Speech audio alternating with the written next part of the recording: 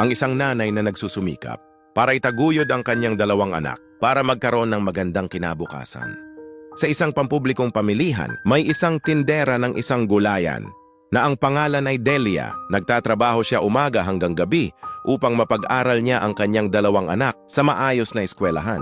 Hiwalay na si Nanay Delia sa kanyang asawa dahil ng babae ito, kaya siya na lang ang nagtataguyod sa kanyang dalawang anak na babae. Sa labis na pagsisikap ni Nanay Delia, dumating ang panahon na nakapagtapos na sa kolehiyo ang kanyang dalawang anak. Makalipas ang mga araw, merong hindi inaasahang pangyayari sa kanilang mag-iina. Ang kanyang panganay na anak ay nagtanan, nalaman na lang niya bigla kasama ang kinakasama nitong nobyo at walang pasabi na aalis at iiwan siya ng biglaan at hindi na ito muling nagparamdam pa.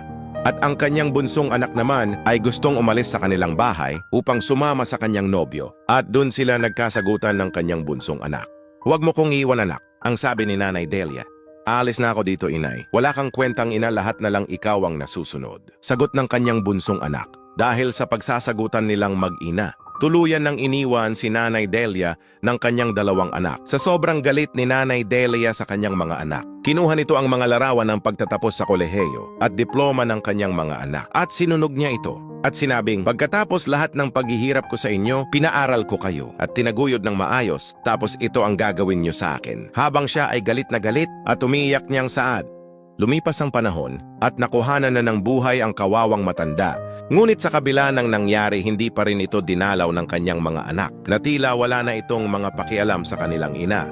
Mga kaibigan, tandaan po natin bilang isang magulang, matuto din tayong pakinggan at umunawa sa mga hinanaing ng ating mga anak sa atin.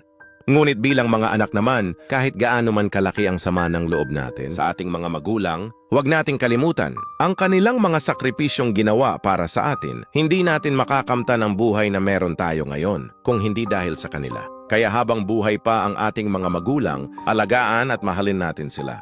Dahil nag-iisa lamang sila sa buong mundo